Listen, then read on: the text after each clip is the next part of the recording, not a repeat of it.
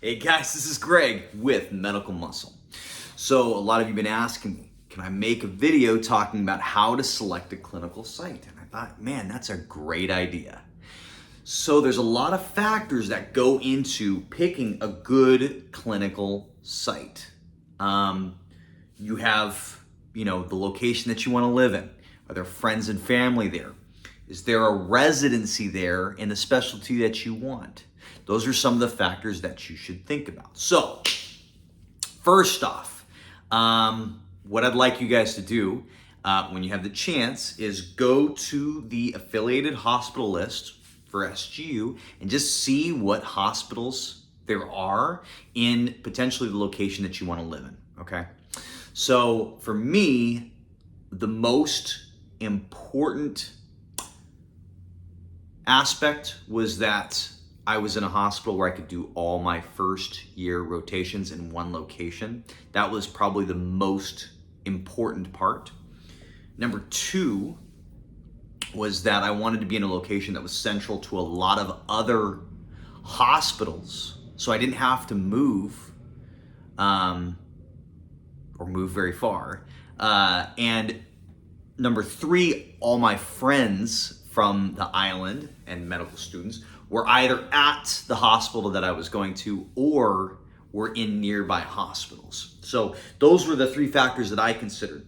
There are many other factors that you may consider, right? And I think these are also good to consider.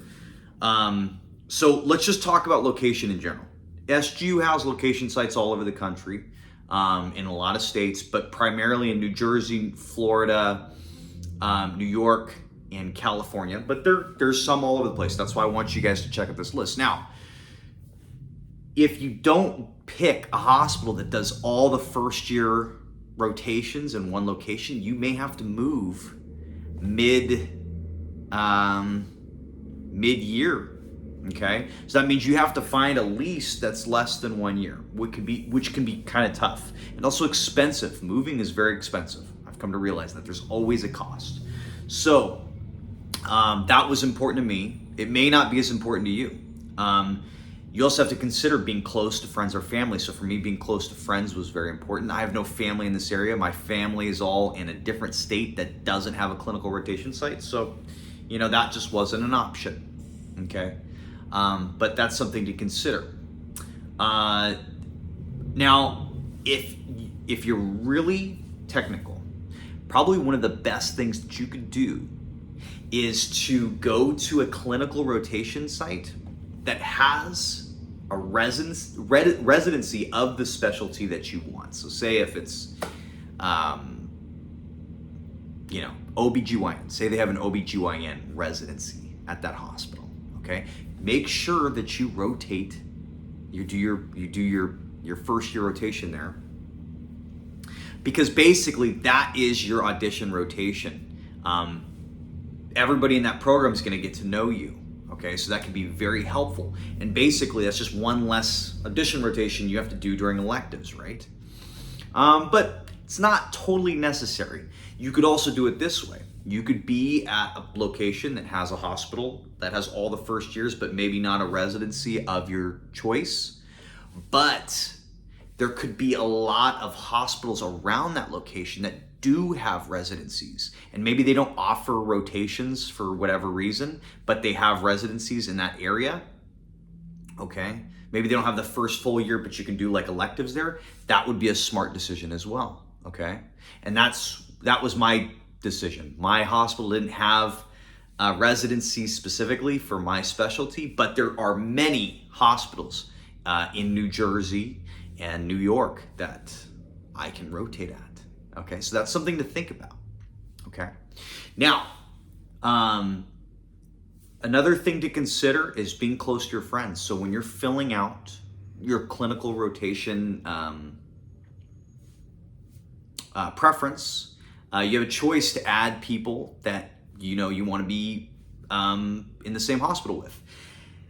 I actually found that it was helpful. It was great to be in the same hospital, but you actually don't spend as much time with people that are not in your rotation as much as you would think. Okay, if someone's in surgery and the other is in, emergency medicine or something, your time schedules are going to be so wacky. So you're going to have really limited time to really, meet up with other people. That's an unfortunate thing, but at least, you can be in the same, town, and meet up sometimes.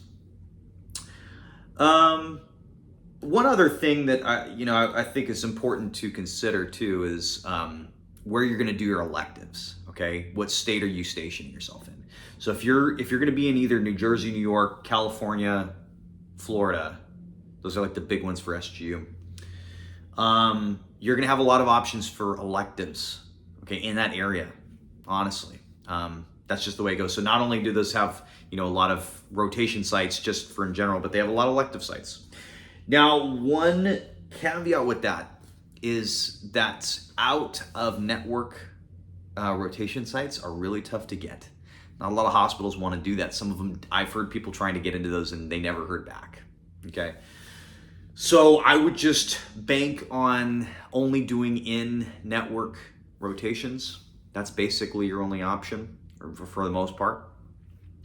But yeah, it's as simple as that. And, there's a lot of other factors that might be a reason why you want to be at a hospital. Maybe it's a, really well-known teaching hospital. I got very lucky that my university hospital is just excellent. But not every single one is, okay? So there's a lot of things to consider. Oh, cost of living in the area too. That's something else to consider. Okay, there are many things to consider, and I think it's very individualized.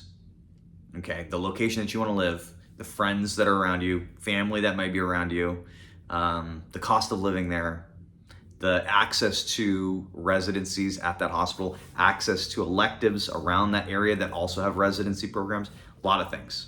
Okay, so those are my points. And I hope you guys can figure this out, because I know it can seem a little stressful, but it's very, once you get into a good hospital, it's always a good feeling, okay? All right, guys, wish you guys the best of luck. Go kick some butt.